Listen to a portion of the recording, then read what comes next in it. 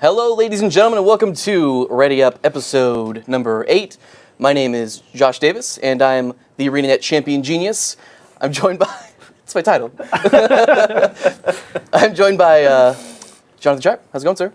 Pretty good, pretty good. Glad to be back. I'm filling in for Darren Claypool today, who is unfortunately sick, so I'm kind of just filling in for him. Normally he would be here. Yeah. Your asthma got to him? Not asthma, my asthma. Oh, okay. My asthma. That's not how it works, Hugh. So yeah, just filling in for today. We'll talk to you about some cool stuff. Yeah, and of course we've got Hugh Norfolk, game designer for PvP. That's right. Indeed. All right, so like I said, we got an interesting show for you guys today. We got a lot of topics. So we're going to start off with showing up the new map. Then we're going to go to the runes and sigil changes, some of the balance changes, and then we're going to preview all 40 of the brand new traits. Cool. It's going to be pretty sweet. I'm excited. Yep. Indeed. So you guys ready to jump into the new map? Let's do it. So we have the new map up now. You guys can look at it. As you will see, number one, there is no cap point in this map. This is a very traditional team deathmatch map. Last chance to nail down your strategy. We wanted to do something for you guys, and we've been watching the forums, and we've also been watching a lot of tournaments. A lot of tournaments take place on the current maps. People will find places perhaps in between the bases on Forest, where they hold 2-on-2s and 3-on-3s and stuff like that. So we wanted to go ahead and give you guys your own place where you Let's can get this started in an environment that's made just for that. So in doing this, the whole team, it was all of us, we did a lot of play sessions.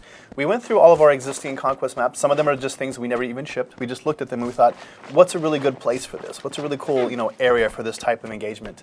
And one of them was an older map, which we have some before and after screenshots, which we kind of jumped right through. But if you saw it really quickly, we had a really old, like an old school, you can kind of see it. So it's on my, other hand. It's this one over here. It kind of had an old, like a broken down temple kind of feel to it. And then we decided to take that and just kind of run with it. So Darren Claypool, who's the map artist, took it and he just started brainstorming how can we get this to work. So we started playing on other maps. We started playing a lot of 2-on-2s, 3-on-3s, 4-on-4s, and 5-on-5s in that map until we got the spacing what we thought was correct. So if you go to the new map, as you can see on this hand, this is a screenshot of the new map that he was also running around in. You're going to see that spacing has basically 2 concentric rings, if you will. If you want to jump back over to the map and let Hugh walk around in it, you can kind of show the inner ring and the outer ring. You'll notice that in the middle, you've got this inner ring right here with some elevation changes, some places that you can hide behind projectiles, places that you can go to heal yourself really quickly if you need to get out of line of sight from somebody. You've also got this upper outer ring that kind of surrounds the smaller arena in the middle. So we figured that with a full 5-on-5, you would have some fights up here, skirmishes that are happening up here, as well as fights in the middle. You've also got the 2 traditional bases. As you can see, Darren's done a lot of work to make it such that you have the red and the blue color schemes. You'll notice even the texture on the red side is a really dark gray, so that a dark red, so it looks kind of like a clay. If you've ever been like down in Alabama, it looks kind of like it's clay from down in the south. And then you move to the other side of the map, you get a lot of really cool blues, a lot of silvers. You have some cobblestone that's just painted with a nice silver touch to it, as well as the flowers. So you have a really cool side with a lot of blues and really nice greens, and the other side's a lot of reds. So that way the players always have like a visual orientation to know kind of where they are. I think one of the big things too, it was really funny though, when we came to Darren and we said, we want to do something for the community. We're looking for something that we can do, and Darren immediately was like, hey, well, I got like a couple maps I've been kind of working on, just kind of on the side, and he showed us this, and we were like, well, I guess that it can work, and we kind of play with it and gave him some feedback, and then all of a sudden we got today, and we're like, oh, all right, you got me, that's pretty good stuff. Yeah, but we wanted to keep it small. We didn't want you wandering around looking for your opponent was another thing. Yes, that was a big thing. One iteration was actually way too big. People were just hiding from each other. It was hard because in a TDM match, you want to be fighting, you want to have pretty constant action, but you do want to have slight space where you can get a quick respite from the fight if you want it.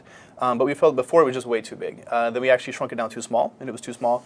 And we've kind of got a middle ground right now, which is what you guys are going to see when you're able to play it.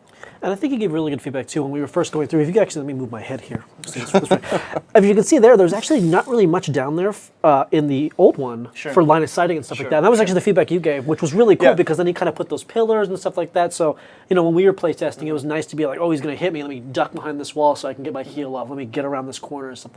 And I think it really blew it up. Yep, and I think that one of the things too that we noticed, we liked having a lot of cutbacks.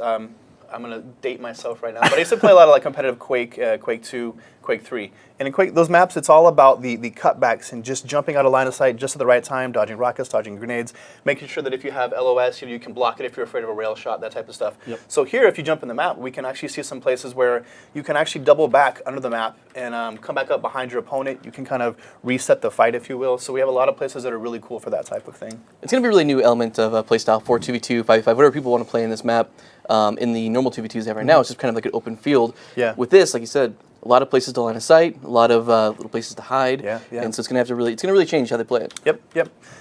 So some other things, maybe we could jump in the map real quick and just show some of those cutbacks so kind of people can start, brainstorming how they're going to use these types of areas in the map. You can see one here, so if somebody's chasing you, can just drop down right into this. You've got two different ways you can go. You can go the way that he could have gone before. You can jump back up to where you were, or you can double back out into the middle of the map again. This type of thing. You've also got on the opposing side, you've also got a waterfall, which is really cool. That's got some really similar play to it. That's really cool. You can do a lot of breaking line of sight, juking your opponent if they're trying to trail you, that type of stuff. If you can imagine, shadow stepping with thieves is just crazy over here. If you're running a necro, you're going to be doing a lot of really cool stuff with your. I'm seeing messages right now. Your ability to just jump back and forth with some of your utilities. You're going to have the ability for people to jump down there and set up some spirits. Maybe if they're a ranger, then jump back up on top of you. Hambo, as we know you like to use. Man. With your Hambo F1, you can do some really cool jumps and stuff like that to move around the map. If you have a sword out and you're a warrior, obviously cool stuff there. There's just a lot of really cool movement stuff that you can do with the map, so that's really cool. So some things you guys should know about the map. Maybe we should talk about some of the things as well. Like this will not be in solo and team arenas to begin with. This will be in custom arenas. So there's a few reasons for that. Maybe Hugh, we want to talk about maybe some of the reasons for that? Yeah, so the big thing here is we wanted to do something for the community. We saw the 2v2s, we saw the 3v3s, we saw the one of the tournaments. We saw the tournaments where they were just constantly Fight Club, Miss Fight Club, Pedia. that was the Yep. one. Yeah, I'm sorry. Yeah, so Fight Club, and we were like, we want to do something with these guys that they can do. They won't have cap points. We won't have to have weird restarts and stuff like that. We wanted to do something for the community, and so we just kind of wanted to create this and give it to the community in custom arenas so they can play around with it. And it's not like it's out of the picture of ever not becoming an actual full developed game mode, but we just want to make it really simple. Yep, We wanted to keep it really simple. There's no secondary mechanics. It's purebred TDM. Yep, and we talked about that. We talked about adding some complexity to it, adding some different features and stuff, and we thought, let's just not do that for this. So again, this isn't a full, it isn't a full game type. It's just this one map. We wanted to kind of give you guys something because it does come up a lot on the forums. But to speak to that, as you guys play the map, as you're moving around the map, as you're thinking about the map, be thinking about other stuff that you might like to see in future maps. What do you like about this map? What do you not like? What are things you'd like to see carried over? What are some other ideas maybe that you have for maps? You guys have done a lot of, and Josh brought this up the other day in a meeting actually, you guys have done a lot of threads about what do we want for new game types? What do we want for map layouts? What do we want for all those types of things? We do read those things. This is an example of that we've kind of had to be really hush-hush about, but we were watching you guys on the forums the whole time, and this is something we had planned for a while that we're finally ready to show you guys. And what we're looking forward to on this map is being able to see the feedback after you guys start jumping in and playing the map. Throwing something like this right into Soul Arena or Team Arena would be potentially dangerous, just because there is no secondary mechanic on this map. Exactly. You don't really know what's going to happen, and we want to see how the meta evolves around the map and just how it plays out overall, whether you guys actually even like it. So Yeah, I mean, that could be the thing, right? Like, people say TDM, and then, you get in there and you find out, what, actually, this wasn't as fun as I thought it was going to be. And then it's like, hey, you know what? Then we leave it in custom arenas, or you guys do whatever you want with it. You guys have fun with your tournaments and stuff like that, and we at least supported you guys in that way. Yeah. But we'll always be listening to that feedback, always be listening and looking, making sure we keep on top of the stuff. Yep. So, just to recap, this is it's really exciting for us. We've had nights where a few Fridays ago, it was me, you, and Power. I remember this one night. We started a play session at, I want to say 4, maybe to test the map. And it rolled around to like 6:15 when I was like, we should probably just go. Yeah. So we were just killing each other over and over and over and over. And we said, we should probably just go home now. Oh, we've tried so much of them. We've tried, playing just like as small as like 4 people. Yeah. And then we've had like 20 people on the map, like full on 10v10, just tried it all different ways. And it's amazingly fun. Yeah. We have a lot of fun with it internally. So looking forward to see what you guys think about the map. Yep. So we're really excited about that. But again, jump on the forums, let us know what you guys are thinking about the map and any ideas you might have for maybe how to get this map into rotation. If we did want to put it into solo or team rotation, you know, put up some brainstorming ideas and how that process would work so that the community could decide, is this something that we should do? Is this something that we shouldn't do? Like maybe a map voting system or something like that. You know, throw out some ideas. Yeah. Next map. Yeah, think about that. Yeah, just be thinking about that type of stuff and throwing out those ideas because we do really read those forums. Even though I'm sorry we can't post in every single thread, we are at least reading them. So, thank you for that. So that's pretty much, I think, all we had. Let me skim my notes real quick, because Hugh does a couple more laps around the map real quick. I think getting to work out. Thieves are going to be. I mean, anyone with shadow steps and stuff like that is going to be so good. Being able to like pop up and pop back down. I feel like a scribe. I think I'm only rank 1 on internal server. So Sorry, Josh. You still have it. It's okay. It's okay. Oh, one thing too that I remember Darren talking about that he wanted to talk about in here. Unfortunately, he couldn't be here again. Sorry, guys. Was the fact that he did different exits for the bases. So there's actually 2 bases, because one thing that we did find is that when we only had one, we were doing a camping kind of system, that if a team became dominant, they would just kind of, you know, wait outside of your gates and they would just kind of camp you. So we have 1 here. For the blue team, we got 1, 2, and then we actually decided, Darren actually, I think it was, we came up with it and said we needed at least 1 more to avoid that. So it's actually 1 kind of in the back over here. Yep. It's over here. Yeah, and we wanted to do this, and as you can see, the defenders, so if you're coming out of your base, you have the elevated ground. So as long as you don't get pulled, you actually have the advantage. You just got to be careful, make sure that you don't go down into the map until you're ready to engage. So maybe you're waiting for your friends to spawn or allies to spawn before you go down into the map. You're going to want to do some of that type of stuff. So this kind of keeps you from just getting completely destroyed by the other team if you do get behind. You can kind of mount a comeback, come out together as a solid force, and mount a comeback on the map. And again, guys, this is just a one-off map. It's not, a fully supported game mode, as we've said. It's just something that we really wanted to do for you guys because we did see the stuff on the forums happening. And again, we were just watching what the community was doing. So we felt like you guys needed a different map for that. So that's why we did it. All right, sounds good. So I think we're ready to jump on to our next topic, which we actually didn't announce before this. So this is mad hype right now. I'm super excited about this. I can't wait.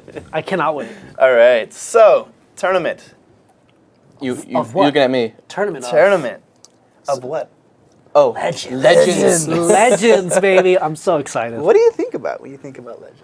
Man, I don't know. Like, I know one thing that the community's really wanted for a really long time is, I don't know, legendaries? Like legend, all right, wait for it. Well, let's go through dairies. Yes, like some milk with some legend. Right, Oh, man, exactly. it's going to be delicious. So high-level stuff, as you guys can see, it's going to be Saturday, April 26th and 27th for Europe. May 3rd and 4th for North America, and the format, maybe Josh, you could break down some stuff on the format? Sure, I can read this. So it's going to be 5v5, single elimination. It's going to be best of 3 with the finals being best of 5. 16 teams per region, but depending on how many people we get signing up for this, it will and can grow. That's right. And we've got a set standard map rotation here, which I think is kind of interesting. We wanted to bring in more maps, especially Temple of Silent Storm. Yes. And we wanted to find a fair way of doing that without actually replicating. We've played like Forest, Fofire, and Kylo so many times in a row that we want to just kind of mix it up a little bit. Sure. Yeah. No, I agree. So I guess if we go to the next slide, we'll actually see what you guys stand to win for this tournament. All right. So fifth and through 8th place. Yep. We'll start at the bottom. Start at the bottom. Everyone starts at the bottom. Yeah.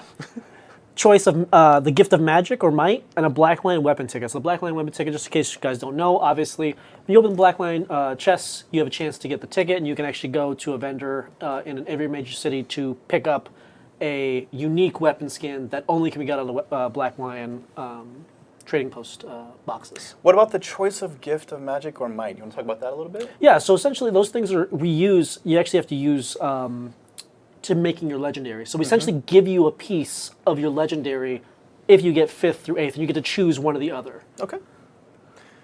So 3rd and 4th, what's that look like? Pretty much the same. Gift of...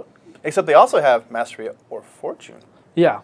And see, when you start getting those ones start getting a little bit more pricey. Yeah, a little bit pricey. Yeah, so this is more pricey. So the other ones are kind of like, they require some money. These ones are a little bit more luck and some money. So, and then of course you also get the Blackline weapon ticket as well. So again, we just keep giving you pieces for legendary. They keep getting a little bit better each one you go up. 2nd place though, what do you got? Ooh, hey, this is all you, man. Can I read the first one? Okay. Okay. I gotta go for a second. I'm gonna read I was really hoping to get the first one, but I'll go second. I'll do 2. I feel excluded. Yeah. Okay. So second, as you guys can see, you're going to have the, as you can kind of see, you're kind of building on the bottom rungs up to the top. So you're still going to get your choice of the Gift of Mastery or Fortune. You're going to have the Black Lion weapon ticket. But 2 additional things you're going to have are 800 gems, as well as your choice of precursors. You can choose a precursor. What does a precursor do, Hugh? Well, all I know is I've been farming for one for a long time. I haven't got How's one. that going? So it's real bad. But choice of precursor. So if you want, this is like the big component of the legendary. This is the one that is probably one of the most expensive pieces, especially if you go to if you go to the trading post. Some of those suckers can run you like 800 gold and up, just for the precursor. 300, 400 gold for precursors. But I mean, for me, I can't wait to get that hammer from my Hambo. So if you look at the prizes here, from 2 through 8th place, from 2nd through 8th place, these are all the components. Yes. To a legendary. Yes. So I mean, the higher that you go, the more items that you get, and the closer that you get. Yep. 2nd place gets precursor, which is again a huge component to this. Huge component, as well as like the Gift of Mastery and Fortune. Those are huge components. Those are not like little trivial things you can just do in a day. Like it's pretty. That's definitely a lot. Okay. It's definitely a lot. But then we got number 1. All place, so the legend themselves. So yeah, 1st place, obviously getting 2,000 gems. That's money, big money. 2 Black Lion weapon tickets, which are actually also awesome. Yeah, well, see, like when you get 2, then you can actually start going backwards.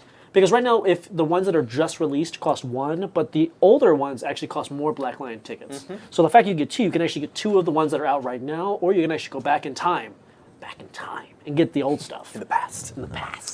So that's good stuff. And obviously the main prize here being just pick one.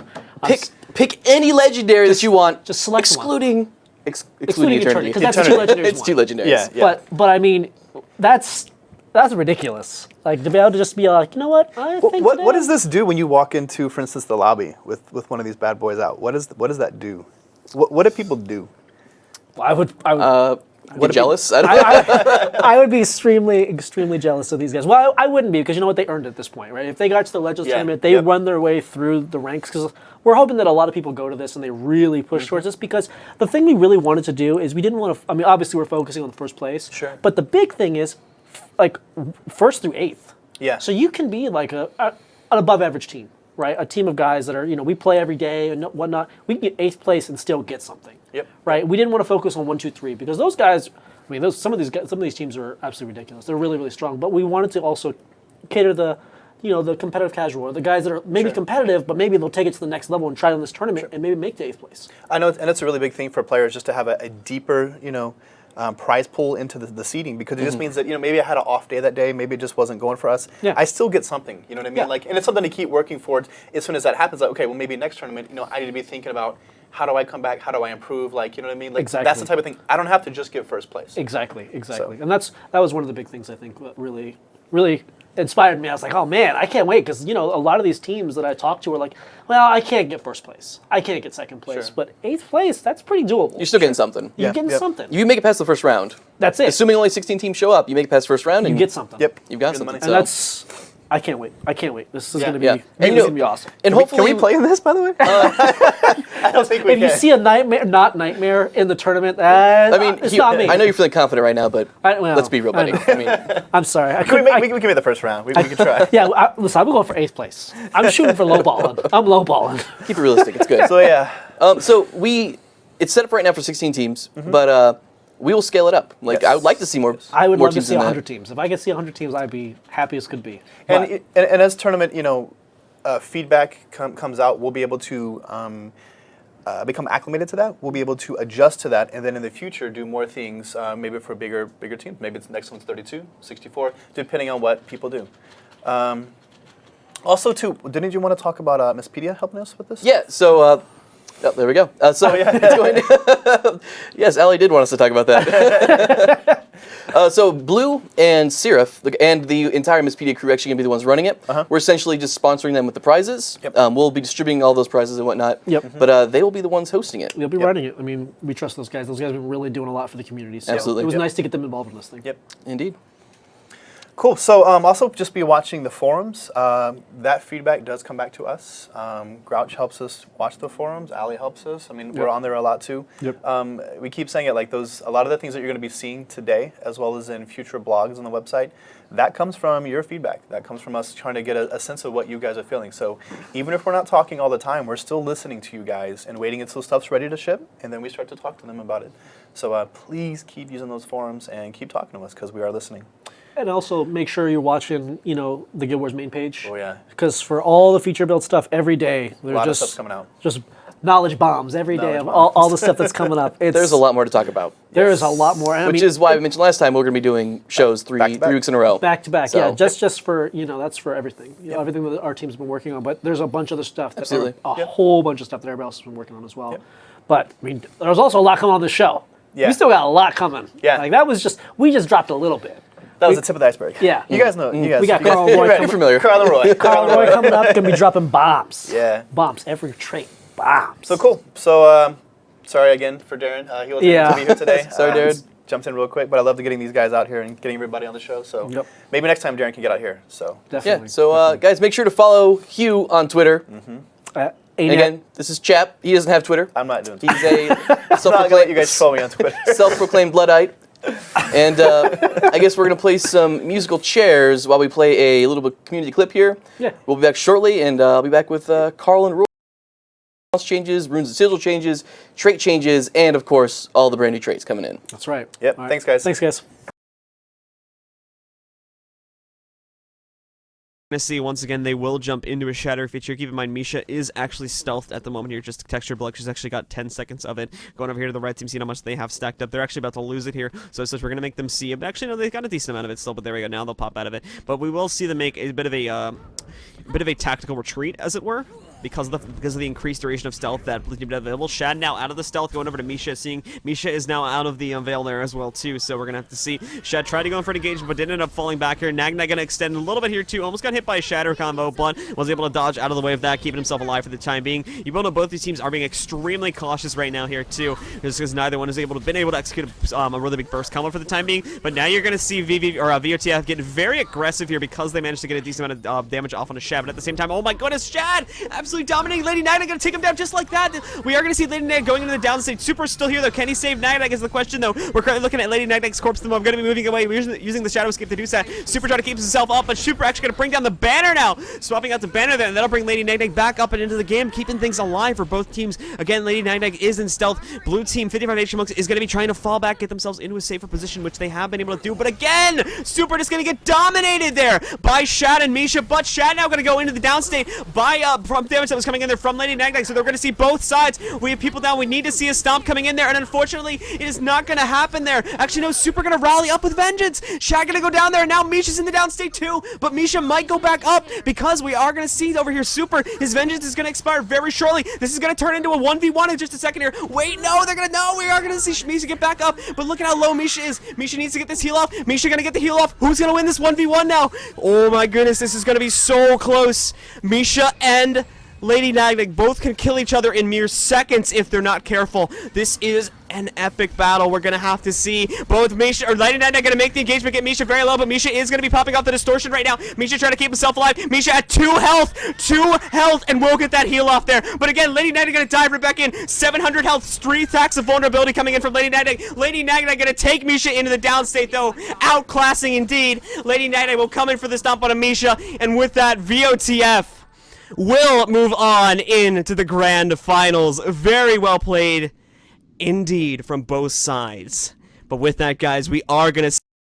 How are we introducing?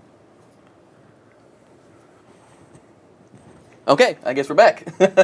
All right, guys, so I've got Mr. Karl himself, the Mist Wizard, with us, and I've got Roy Cronacher. Hey, guys. And these guys are the main guys on the Skills and Balance team. And today we're going to be going through some of the runes and sigil changes, and of course the new traits. Yeah, exciting stuff. Indeed. All 40 of them, in fact. Yes, all of them.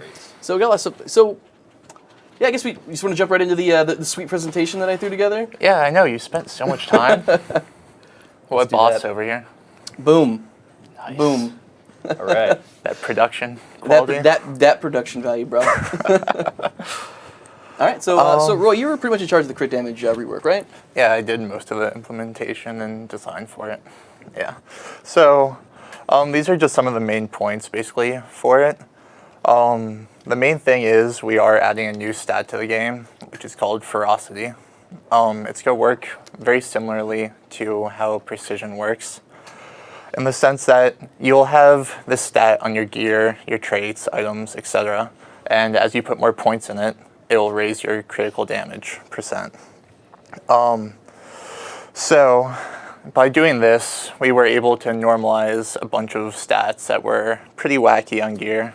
Like, for example, accessories were a lot better of a trade-off for critical damage than armor by a pretty large margin. And just some other odd things like downscaling and upscaling worked a little weird with crit damage, and we're able to solve it by adding in this new stat, and also making it easier for players to understand gear because it's more consistent with other stat paradigms.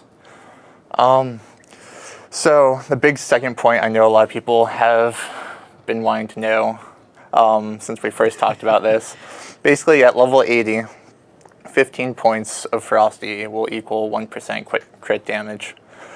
And just to put this in perspective, on all gear, critical damage is basically a secondary stat value, so it'll be set to that value, or equal in the case of celestial gear. So if you have, like, berserkers, which is basically power primary, crit secondary, and critical damage secondary, ferocity will be set to the same value as the precision is on that item. You mentioned Celestial. I just want to bring this up real quick here. So there's a lot of concerns on the forums about Celestial maybe falling out of, out of the light with these new changes. Has there been something done to alleviate that? Yeah, that's a fair concern because Celestial had pretty high crit damage to begin with, so it was being hit a little bit harder than other stat combos. So we felt like we needed to boost it up, so it was kind of like already on the edge, but we wanted to make sure it didn't like fall out of place or invalidate gear with these changes. So we boosted Celestial stats overall by 6% for everything. And you can expect Frosty's set equal to the other stats on the item. Another thing we changed with Celestial was in PvP, the stat ratios were really, really far off. So it was actually providing a lot less stats compared to the PvE version, which made it basically unusable in PvP as a stat option for builds. So we increased it to equal the other ratios compared to the other amulet stat combos, and also accounted for the 6% increase. So it'll be actually a viable thing in PvP now, which is pretty cool. Sounds good. Mm-hmm. All right, and so I guess we'll talk about the trait lines too a little bit, because there's a lot of concern about that on the forums. Previously, trait lines would give you 30% crit damage, correct? Yes. So how is that going to work going in? Basically, we changed it so that it'll just be a flat stat now. So there'll be basically now, which we'll talk about later, different clicks. But basically, if you have 30 points in that line, you'll have 300 ferocity. So it's being converted that way. Yep. Yeah, which is basically 20% crit damage instead of 30 with the changes. Overall, with a full out Berserker build, it's around 10% decrease in damage around there, give or take, depending on what you run. So it's a decent decrease, but you guys have to remember that we're also adding a lot of things to the game, like the sigil changes, which Karl will go over, rune changes, things like that. So while we are decreasing it, you will be gaining some power from some of these other changes. All right, and then one last point I wanted to address on the slide here is that the changes for ferocity and critical damage will not affect PvP. And that's because we pretty much feel that PvP is already in a good spot. I mean, all the stats are already lower. You don't have things like food and buffs that can affect it. So right, it's a much more controlled environment, and so we're comfortable with keeping the current critical damage at those levels in PvP. It's already much lower, essentially. Yeah.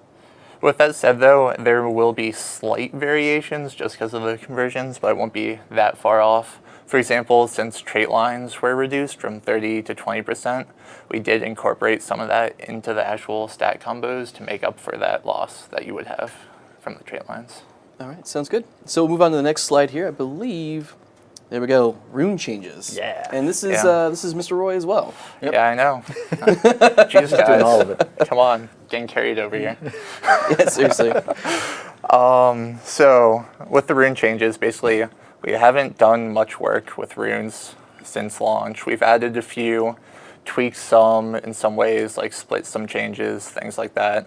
But we really haven't had time to do like a full pass like we should have. But for this patch, I went through and basically reworked every rune set in the game, touched every single set bonus. So everything's been changed a good amount. One of the main focuses with this was that we wanted to push a lot of the bonuses towards the later slots, like the 4, 5, and 6 piece bonuses, to encourage wearing a full rune set rather than mixing and matching, because we thought it was kind of weird that in a lot of cases it was most effective to mix and match for your build and things like that. With that said, we also did things like, since they were all rebalanced, there's no longer hidden splits between PvP and PvE. So there's not like hidden internal cooldown differences between sets, things like that. Right. All right, so we do have a couple that we're going to preview today. Sure. Now, for everyone that's already got their hand on the trading post, getting ready to purchase these runes, these are just a couple examples, and a lot of rune sets are going to be viable. A lot more than right now. Most of them. Yes, that's the goal. Yeah. And as a note on that, a lot of the existing rune sets, like some of them that might have been bugged or whatever, that made them not be in the meta. We did fix a lot Yes, of bugs. Roy did a and complete. problems. When he said a complete pass, he means bug fixing. I mean, he touched But a every lot of things part of that these have runes. changed. So Yep. there's going to be a lot of viable options. So I guess going Yeah, to the next pretty slide exciting. here, this is the new Rune of Strength. Yeah, so like with this, as you can see, basically like for the 2-piece is a good example. We lowered the mic duration, but then we also added mic duration onto the 6-piece bonus, basically making the earlier bonuses a little bit less rewarding, but making the whole set as a whole like way more rewarding for a player to equip. We just felt like this was a better direction to go and easier for players to understand that if you have a whole set of something, it's usually better than mix and matching. Like there still will probably be some cases where you might mix and match runes, but for the most part, a player can be safe knowing that they equip a full set. Their character is pretty powerful. Yes, indeed. Another point with this, actually, like on the 4-piece bonus, you notice that we increased the proc rate. This is something we did across most of the rune sets. Basically, a lot of the proc rates were very low and rarely happened, so the person wearing them couldn't really rely on them or expect them, or the person attacking couldn't really rely or expect them. Oftentimes it was more of just like, hey, I just got might from somewhere? Where did that come? I don't even know. Yeah, exactly. So basically we increased the proc chance to be a more reliable expected thing, so there can be like more play with the rune So like sets. advanced players will be able to see like a proc go off, and they'll know like I'm going to get the same effect in X amount of time. Yeah. Oh, good thing to know. So we've got 2 more we're actually going to show off. Yep. Boom. Rune of Balthazar. Nice. So this is one of the bigger ones we changed. We did a lot of changes like this in the rune system, which you'll see. One of our goals was, as we basically promoted wearing a full set, we realized a lot of builds would be hurt by not being able to mix and match as ideally as before. So we wanted to give more options for the full sets, basically like for each stat combo, each like condition type, each boon type, things like that. So basically there was a rune set for almost every build. Obviously there are some we probably didn't cover, but we tried to cover most options. And we realized in this example, there was no burning duration condition set really. So we thought this was a good set to bring over since there's a lot of power burning duration sets. Yeah, there were a lot of power. Yeah, so we thought this was a good candidate to bring over and give that option to condition players who want to run a more like burning focused type build. All right, so we'll move on to the next one. There'll be more fun stuff. Yeah. We'll have a little bit of that ties in with some of our content later. So I think you're go for particularly it. excited about this one, Karl. I'm Yeah. pretty excited about this one because it is a new sort of thing we're introducing to give players who want to support a more viable option. Runes of the Monk. They're pretty standard. It's got your healing. It's got your boon duration. Everything's been shifted more towards the end, the 6-piece, and the 6-piece is actually going to be your outgoing healing effectiveness, not healing power, just your overall heal, is going to be increased by 10% toward other allies. So what this means is that if you activate a heal that an area effect heal, like say Water Blast or Evasive Arcana for the Elementalist. If a heal heals you for 1,000 points, it's going to heal your allies for 1,100 points. Now, this brings up an interesting combo, again, like we'll talk about later, but with the already released, the one we've already talked about, the new Elementalist Grandmaster trait. Right. So, amazing synergy there. Yes, so the Elementalist Grandmaster trait is 25% outgoing heal effectiveness, and so on top of that, this will be 35% healing effectiveness. With these kind of things too, like we realize we are lowering physical damage by nerfing critical damage a bit, bringing it more in line, and that way we want to bring in like other builds to be more viable, like support builds, and that's the kind of thing we're trying to accomplish by adding bonuses like this. All right, so I think it's your time. What's next? You got another point? Yeah, one thing I did want to mention that will be brought up more so in the PvP rewards and gear unification stuff, but runes in PvP will be changed to only be a single bonus. So you equip like one thing and you get all 6 bonuses at the same time, just because it's a little bit pain to like switch builds, harder to understand for new players, things like that. That was kind of one of the points of pushing the stats to encourage a full build. So in PvP you'll equip like one rune of Balthazar and it'll provide all 6 bonuses. So that'll be something that we'll talk about in depth later on, and we'll definitely have it on the show as well. We'll be previewing that. That's a whole new system. Pretty excited about that. There's a lot more of that coming. Yes, a lot more. So I think we're on What's to next? Mr. Karl. Yeah. Yes, sigils. Pretty excited about these things. So a lot of the sigils have changed in the game. Let's start off. I'm just going to read it. Okay. Go ahead. Use a robot voice. Robot voice. Sigil internal cooldowns are now specific to each sigil, meaning you can use 2 sigils of the same type on the same weapon set. So, like, we've actually said this in previous episodes, I believe, where we're making it so that sigils no longer have that weird tie-in where it's like your sigil of air also has the same cooldown as your sigil of fire, and we want them to be we want these to be separate, and so like we want them to be you to actually equip a sigil of energy and a sigil of doom, and just be able to use everything at the same time. So you mentioned sigil types. What do you mean by that, Karl? Sigil types. We have so your sigil types. Sorry, sigil types. I'm just like a little spacey here. I've been listening to Roy for so long. Your sigil type. So like your sigil of fire is a sigil type. It's going to be your sigil, a sigil fire minor, major, and superior are all on the same like they will share, not share. Sorry. If you act, they will not work together. So your sigil of superior fire will not work with a major sigil of fire. That's basically what we're saying here. So essentially, we've removed a lot of the hidden rules. It'll be much easier.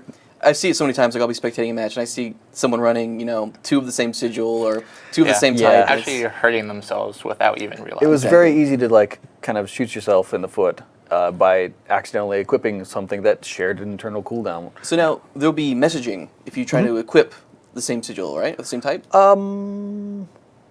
I'm not sure. There's text on all the sigils There's basically text to on warn you that they won't stack with each other and things like that. We basically want to try and limit the amount of problems a player can cause for themselves by equipping like sigils that don't stack, and plus like playing this content these last like month or 2, like it actually feels way better when you have sigils that actually work together. You no longer have to worry about using a sigil of energy and then like swapping and then having your sigil of air be on cooldown for 10 seconds because your energy procced. So one of the next points is actually one of the most exciting things. Yeah, we've been talking about this for a little while now. 2-handed weapons now have 2 sigil slots. This means that your staff on the Mesmer or Great Sword, you're going to be able to use a sigil of energy and a sigil of doom, or a sigil of fire and a sigil of doom. There are a lot of different actual combinations you're going to be able to use with these 2-handed weapons now, and that's pretty exciting. And we're in playing this as well internally. It's a very fun and kind of like it opens up a lot of build aspects to it. I know this is Sorry. No, I was gonna go ahead. So go ahead. I was going to say, this is something I've been personally wanting for a really long time, because I know since launch, basically, you feel like you're missing out wearing a two-handed weapon, basically, because people with two one-handers can run like 2 different sigils and all that stuff, and you're kind of missing out on that aspect. When you play like an engineer with a rifle, it's kind of difficult to like that. You only have one sigil option, like period. So from that last point with the two-handed weapons, going on to the next one. So the fact that you can use a lot of sigils in tandem now, there was some balance concerns. Yes. So Sigils have been partially. A lot of sigils have had a little bit of changes, and some of them have actually gotten more effectiveness. Some have actually had their effectiveness reduced slightly, and we'll talk about some of those in a little bit. I think we've got a couple examples. Yeah, we have some examples. I don't want to like get too in depth there. We'll talk about it shortly. Yes, the next slide, in fact. Yes, indeed. Some of the sigils have been changed. So this is something that we were kind of. A lot of our sigils are critical based, and we wanted to make it so that there are builds you can take that don't actually require you to have critical status. So some sigils have been changed to on hit rather than on crit, and we'll go over a couple of those. Actually, we went over a few of them already in the blog. That's cool. So yeah, read the blog. Yes, read the blog. We do have 3 blogs out covering a lot of this stuff as well. If you guys want to check we it talked out about after these the already? stream. I know we don't have a slide for it, but it's things like sigil of frailty, sigil of water, ice, and I'm missing one. Anyway, there are multiple options for on hit rather than on crit now, and we're looking forward to seeing those come out. Yeah, because you might not want to run like a crit-centric type build, and it'll open up more stat combinations to run for your build and still having viable. Yeah, it'll give you some sigils that options can for use. like your carry-on build to actually have a little bit of control within it without having to go into your critical strikes. All right. So on the next point, duration increased sigils have had their effects increased, or the amount of duration increased. Being that they do not stack together anymore, your sigil of smoldering is not going to stack with another sigil of smoldering. You're just going to be able to. You are just going to. Allie put something weird up on the board here. You're only going to be able to use one of them. So we did like that you could that they could be stacked previously, and that you could actually gain 20% burning duration from having that sigil combination. So we wanted to keep that kind of in play and actually have that duration increase. Also, 10% on a 3-second burn does not really get you a whole lot. Yeah, and compared to the changes with like other sigils not sharing internal cooldowns, like 10% burn duration compared to like an energy proc or things like that is pretty lackluster. So we wanted them to still be viable options. So they have been increased dramatically, and we can talk about that a little bit later. I think we have anything on that one? We'll find out. We'll find out. Anyway. And the last point, I just did a real quick rough count. At least like 30 plus sigils have been touched in the changes. A lot of sigils have been changed. There are a lot of interesting new things in there for you. One thing I did want to mention is that your attacks, your on-kill stacking sigils, they actually anything that stacks an attribute is going to remain. You can only have one of those active at a time. So we're talking about like bloodlust. Yeah. So your sigil of bloodlust and your corruption and stuff like that, you can only have one of those active at a time, because it would be insane to have. Yeah. So what happens if you unequip them now? Now, if you unequip that sigil from your weapon set, you're actually going to lose those charges. So you're gonna have to. I know. The min-maxer inside of me is really sad. Worldless World NG here. Yeah. All right, But, cool. yep, let's So go we on to got the next one. we got a couple examples for you guys. Oh, I spoiled it on accident. Oh man, those spoilers. Yeah. All right. Spoiler So, alert. in addition to the Elementalist trait for Aquatic Benevolence and the rune set for is the Monk runes. Yes. We wanted to give the sigils an option or a chance to have this increased outgoing heals. Healing effectiveness. And with that, the sigil of benevolence has now replaced your sigil of sanctuary. I think that's what we did. Yeah, we felt like it was Yeah, the invulnerability lackluster. on stacks, on 25 stacks was really an odd thing to have, and it was not very good in pretty much any scenario that you played in. So we just wanted to straight up change it. And so now you're going to gain a certain percentage of outgoing healing effectiveness for every kill that you get. On that note, I wanted to also say that since we're spoiling everything here, All of the spoilers. in PvP, your on-kill sigils will give you 5 stacks for every kill you get. And World v World as well. Well, that's what I was gonna say. And we've taken this Spoiler. from PvP, and now any player kill that you get, like in World vs. World, you will now gain 5 stacks per kill. So that's kind of a something to compensate for not being able to remove your sigil from your weapon set anymore. All right. So- So we're going to jump on the next one that I've already shown off on accident. All right. Yep. Sigil of Intelligence. Pretty excited about this one. It's quite a bit of an increase because previously the sigil would only give 1 attack of critical of like 100% crit chance, and now when you swap to this sigil, you're going to get 3 attacks of 100% critical chance. That's pretty significant right there. A lot of Pretty combinations that you can use with that are Yeah. pretty deadly. Yeah, you can run. We'll builds let with, like, you guys a lot of theorycraft on that power one. and things like that, and not necessarily crit and rely on this. Yeah. All right. So So let's go on to the next one. I don't want to we'll let them theorycraft themselves. And then Superior Rune of the Air. Oops. Yeah. It's all good. I I think I copy pasted. I don't know. I blame someone else. Yeah, Sigil now has a Sigil. 50% activation chance on critical hit. And the cooldown of it has been rescaled from 5 seconds to 5, 4, and 3 seconds from the minor, major, and superior sigils. While you still can't critically hit with it. So this is going to be, we wanted to separate the flavor of this sigil from Sigil of Fire, which was, it was basically, there was only really one sure thing that you ever wanted to do is if you wanted anything that damage or area effect activation or damage activations, you always went with fire because it was just that much better. It procced just as often as air, and it did almost as much damage as air, and it hit 5 targets. Yeah. So with this, we've actually made the rune of, the Josh sigil is of air. trolling you. Why? This is a sigil, Karl. Sigil of air. This is a test. And made it into. Failed.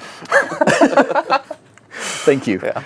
Totally derailed. That's why I was having you proofread it, and you guys didn't find it, so whatever. I gave you so many things. So yeah, this is now a 3-second cooldown.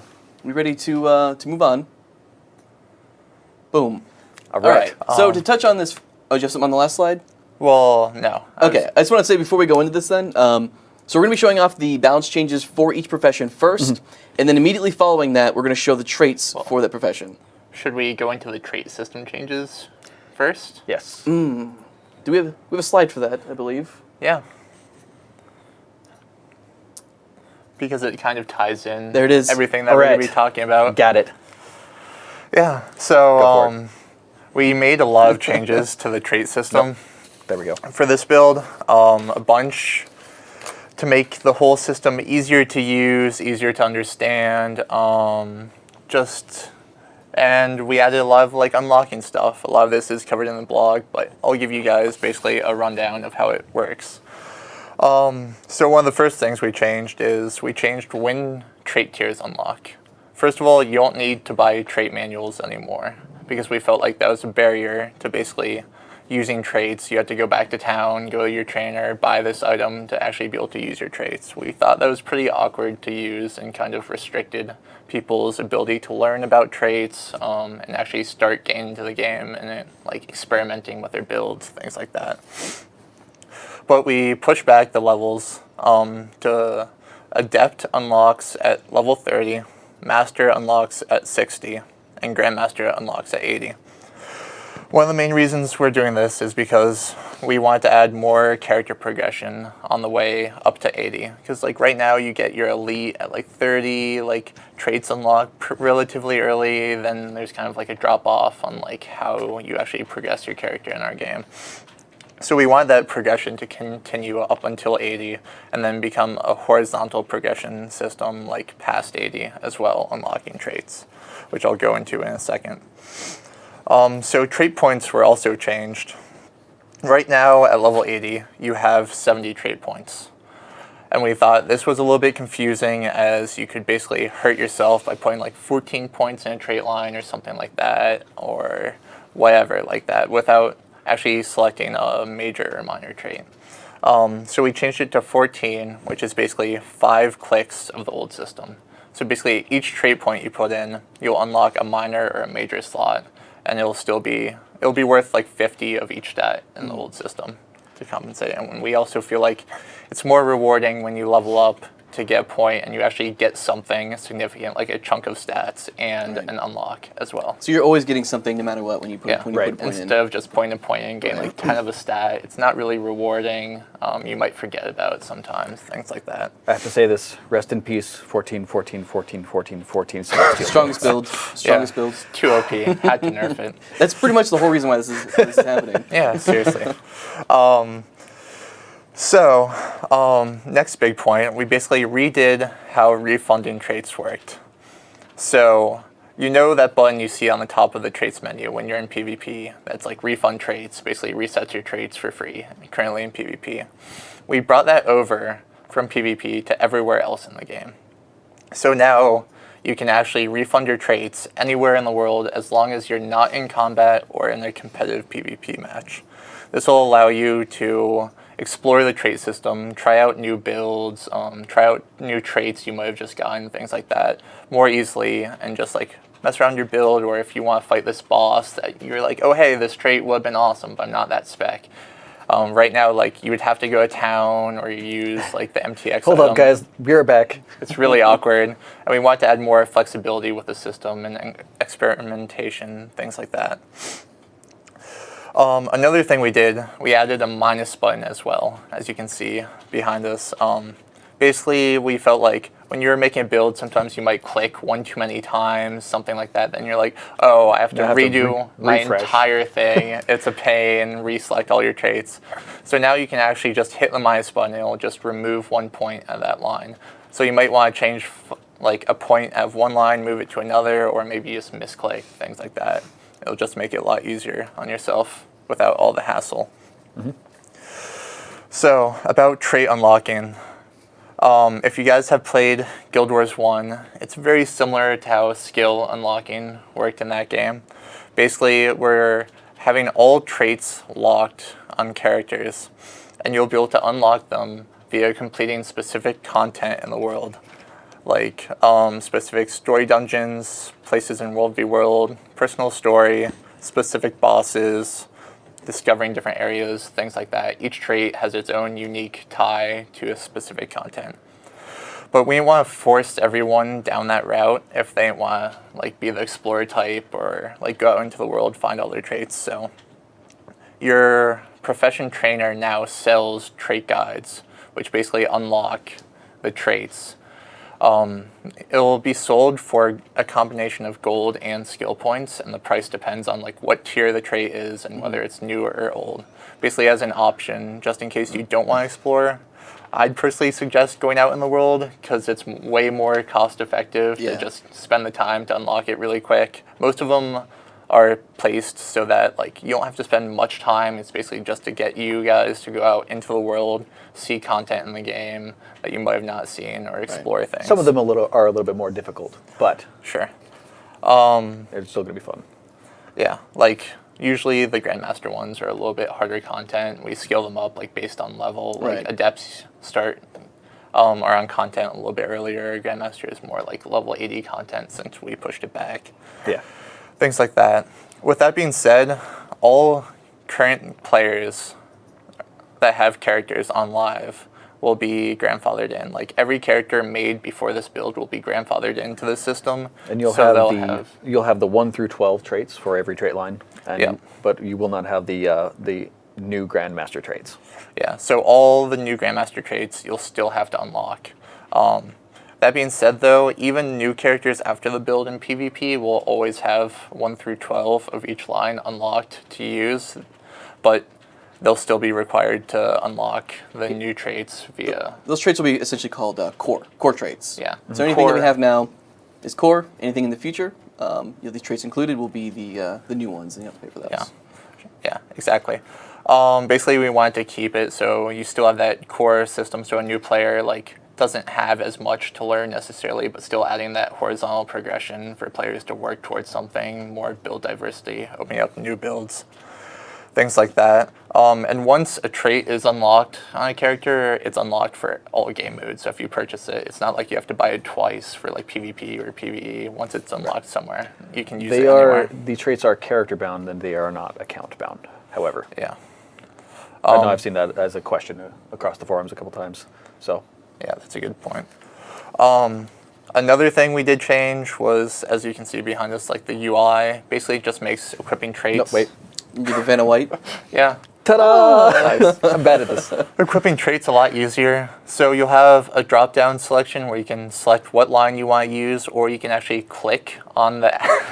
Click on these traits? Yeah. Or you can actually click on the trait slot and it'll open up the traits in that line up to that slot. So if you click on master, it'll only show up to master trait. Click on grandmaster, it'll show everything, etc. Then basically you just click on the list on the left and it'll equip that trait in that slot. If you do not have the trait unlocked and you'd like to find out where it's at, you can click on the little spy glasses here and it'll tell you exactly where the trait is. Yeah, it actually opens up the map and goes to the general location on the world map of where that trait unlock is. Okay. And when you highlight over the lock trait, the tooltip states general information like defeat this boss in this area kind of thing. Basically, we didn't want to have you guys rely on a wiki to find out where to unlock everything, kind of like it almost was in Guild Wars 1. We basically wanted to provide the tools so you guys could easily understand where to go and what to do to unlock these traits. All right. So any other points you wanted to cover on the trait unlocking? I think that's about it. It's pretty good. Yeah. You're very thorough. Nice. Applause? Yeah. Go ahead. I'm getting excited. I don't know. I'm just getting hyped. The hype? I'm getting hyped. The hype's all right, so real. All right. So I believe we're ready to go back to the PowerPoint. Yes. Let's do this. All right. And like I was saying before, what we're going to do is we're actually going to cover the balance changes for each profession. Just going to go over them real quickly.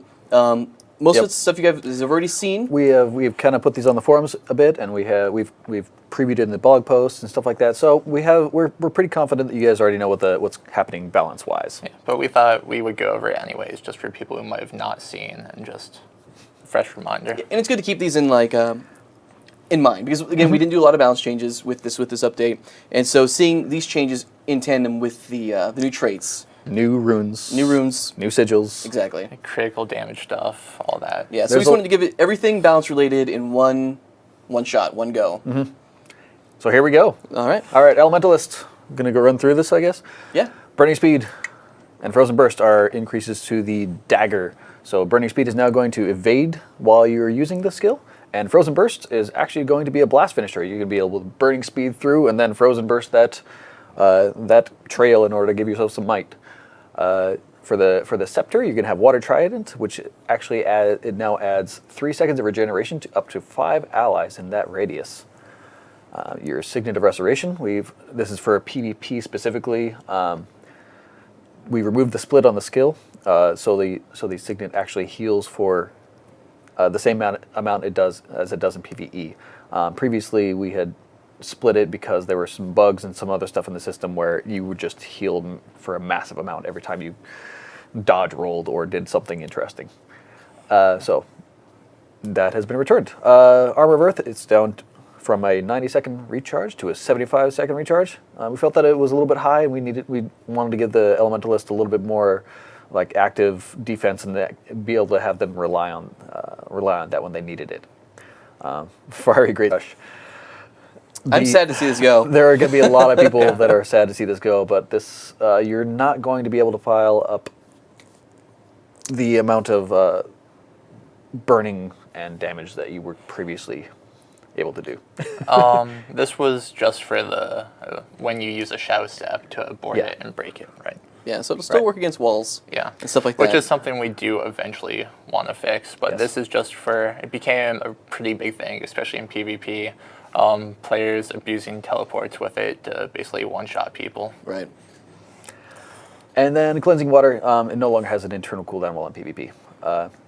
There have been a few more bug fixes, but There's a pretty good. So I was gonna say there's a pretty good list of bug fixes for a lot of the professions. Yeah. A lot of quality of life stuff. A lot of stuff that just like even trait facts and stuff like that. Yeah. Didn't include them though, just because we would be doing this all day. And the list would be super long. Like, we actually have a lot of bug fixes for this patch, so it should clean up a lot of the problems. Are you ready? Before we get into the next thing, Karl. Ruining the hype. no more. All right. We are ready. We can go into this next segment, but I do have a kind of a general statement that I want to make. The floor is yours, sir. Do we want to go into the next one? If you like. It's gonna show right off the bat. No. Okay. Once we go, there's no going back. In general, so these new traits are not going to be replacing your current Grandmaster traits. They are going to be complementary to other builds, and they might fit a different style of play. But we generally tried to make the traits not directly compete with one another, so that you're a trait that's got really superior damage to it, like Thief Executioner, is not necessarily going to have another Grandmaster trait that wants you to deal just as much damage or more damage. Yeah. Right, Basically, we want to offer things in the line that like give you another option for like utility or support, and these traits we've put a more effort into support and utility, support, utility, and survivability, while some utility has translated into some damage. So the main thing is, like, to kind of touch on what you were saying, is like, so say you're running like the meta thief build, you're like 10, 30, 0, 30, right? Or whatever the new system will be, 1, 6, 0, 6. Madness. Be 2, The thing 6. is, you want to, like you mentioned before, like you want to make sure that, or you want to keep in mind that the new Grandmaster is not supposed to be a replacement for your whatever you have in your current meta build. This is simply opening up options, possibly new builds through the traits. To it's increase not build replacement. diversity and Exactly. things like that. Give you more options, maybe create new interesting builds, things like that. Exactly. Yes. All right. With that, we can go. Okay. So Thank you. boom. There's the first one. Yes. The Elementalist, their fire line is getting Blinding Ashes, where you're going to blind your foe whenever you burn them. It's got a pretty short internal cooldown, and it's actually going to help the Elementalist skirmish with one or possibly more enemies at a time while being higher into the fire line. A lot of synergy here. Like thinking dagger. Yes. Like really good. I'm thinking like Burning Speed is also going to blind now, and like your Burning Retreat on your staff is going to, also help provide you some cover while you try to recuperate. So let's go on to the next one. Increase their survivability in an interesting way. Air. This is an interrupt trait for the Elementalist, Lightning Rod. Interrupting an enemy causes them to be struck by a damaging lightning bolt that leaves them weakened. So this is in addition to some damage, it's also going to be like your target is going to be weakened, and they'll be giving you glancing blows after you interrupt them. Things like Static Field are pretty good for this. I've noticed in things in World vs. World and open team fights and stuff like that. In PvE, I've been playing a little bit more with daggers and using this. It's doing pretty well. I've enjoyed it. Yeah. All right, so Especially the next with one. like Shocking Aura and things like that. Yeah, the Shocking Aura is pretty awesome. So this next one's pretty interesting. And I really wish I was in chat right now so I could watch the reaction to this one. This is going to be one of the ones. Another trademark survivability trait. Yes. Let's do it. Oh man. Earth, Stoneheart. While you are attuned to Earth, you cannot be critically hit. This is probably going to be one of the more controversial traits. It has some, like, when you hear this, you're like, wow, this is going to shut down, at least 1/4 of the time, critical hits that are incoming. It's an interesting option because you have like Diamond Skin on one hand, which is like anti-Condi, and this is more like power type builds. It's just a cool choice, and it is while you're only in Earth, so you limit your options while you're tanking. Right. While you're in Earth, you're going to start receiving condition damage because you don't have Diamond Skin. Yeah, so the trade-off is like you can't just sit in Earth all day long. Yeah, you're going to have to find a way to heal yourself, and you won't be able to do damage. But you could toggle it for like interesting moments where you want to avoid crits or things like that. Maybe that thief has just stolen to you and might be ready to backstab your face. Yep. In the back. All right, so Aquatic Benevolence is something that we released on the blog post. Yep. So your healing to other allies, which does not include yourself, is increased by 25%. This means that if you heal yourself for 1,000, you're going to heal your allies for 2,500, or sorry, 1,250, Yes. not 2,500. That's silly. That's silly. With this, I do want to say it's going to be interesting, like kind of to go along the lines of like opening up more builds and playstyles in PvE and World v World, just having more support being a viable option. We didn't want to have healing increase on yourself because then it's more of a selfish type thing, and this is a way... Yeah, it would just turn into a bunker type build, and we already have a few of those available. Yeah, and this is a cool way for you to help your group or party without necessarily helping yourself at the same time, so we could make it be like a bit stronger than we normally would. So with the combination of Aquatic Benevolence, your Runes of the Monk, and the Sigil of Benevolence, you have about 47.5% increased healing potential. On to top of allies. whatever gear you happen to be wearing in terms of healing power and whatnot. Yeah, this is all post your numbers, like your healing power and all that. My 00303010 build is ready. Oh yeah? It better be. All right. And then the Arcane line is actually getting Elemental Contingency. This is a more defensive trait, I would say, where you're, instead of Evasive Arcana, maybe you're just tanking more hits, or you're,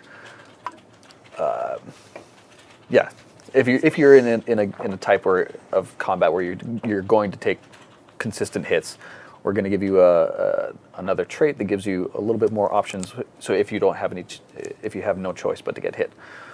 Let's see here. It's just a cool way to be like tanky. Goes with the Elemental's theme of gaining something based on like what attunement you're in for the Arcana line, things like that. So this is a 10-second cooldown, but if you're in fire, you get 3.5 seconds of retaliation. Air, you get fury. Earth is protection, and water is vigor. So if you're in water and you take a hit, you're going to actually get some vigor back. Yeah, like it could go really well with the new Earth trait. Like you're in Earth, can't be crit, and you're gaining protection, so you're actually pretty tanky. All right, so we are going to move onward to the Engineer. Engineer. I will. I'm going to take the helm on this one as the resident You have champion. the honor. As the resident champion genius. Go ahead. Do I get more loot bags if I kill you?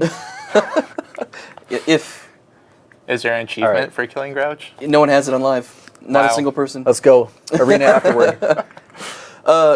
So a lot of the changes you guys have seen. Again, AED is going to be reduced. The cast time is going to be reduced 1/4 second down to 3/4 of a second.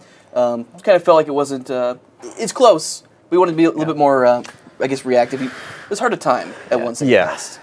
It's really easy to get interrupted as well. Yeah. We did the same thing with Litany of Wrath, I believe, as well. Got a cast time reduction. And just these are the new heals that we released in December. Yeah. Yes. So it's doing a little bit of quality of life changes to them. It's getting tuned. Poison Grenade, going to be reducing the poison duration per pulse from 5 to 3 seconds. So you can no longer stack like a minute worth of poison on somebody with one cast? I think when on the January 17th show, I said, shotgun. You can't shotgun the bodies anymore and stack 60 seconds of poison. Now it'll only be... It's just because you said that, too. All your fault. No. So Net Turret, there was a strong synergy between Net Turret and Supply Crate. The combination from the stun plus the turret was really strong. And the turret itself was strong just on its own as well. Exactly. So we're going to be reducing the duration of the Immobilize from 3 to 2. Yeah. Now I know you're probably at home saying, wow, turret nerfs. Like, geez, bro. Like, Nerfing something that's already pretty bad. But we are increasing turrets. Yeah, so turrets have received a massive amount of fixes. Yes. Go for it. So on that note, I was going to say there's 10 plus I counted turret-related fixes. Probably even more than that, actually, because turrets will interact with trait lines now, like explosives. Yes. There's just a lot of tweaks. Again, I got this up here, the hitbox adjustments, making them a little bit smaller, more to scale. Overcharge improvements. There was an issue where if so the turrets have a much bigger attack box than most anything in the game. So those have actually been they've been rescaled down, so you actually have to swing at the turret in order to hit it instead of just swinging in the general vicinity. Before, like, you could just have an AoE kind of near it, not even really near it, and you'd still damage it. Yeah. And again, bug fixes out the wazoo, especially for Engineer. There's a bug fix where the rate of fire was not, like there were occasions where it would say that, hey, my attack speed is increased by 50%, and that wouldn't happen actually. That bug's been fixed. There's also one of them I'd like to say in specific, because of net turret having the we call it net turret as having a reduced immobilized duration. The turret used to fire at a 13-second rate, and when it was supposed to be 10. So that has been brought down. So your rate of fire has improved for that turret as well. Yeah. Basically, a bunch of quality just a of kind of life a specific thing. You guys will get to see these release notes. Indeed. Soon. All right. Let's jump right into engineer. Let's go for it. Yeah. Synaptic overload. Gain 3 seconds of quickness when you hit a foe with knockback skill. This is there are a lot of different things you can do with this. And this is actually like any knockback skill that you use. If you hit with that, you're going to gain some quickness. So maybe you'll knock a foe back with your rifle, and then you jump right up and hit him with the grenades as they're still lying on the ground. So it was more. It was an interesting power option, I think. Indeed, it'll be interesting to see how it plays out. Yeah. Words fail me. All right, fire armor's bunker down. This is one of my favorite ones for the engineer.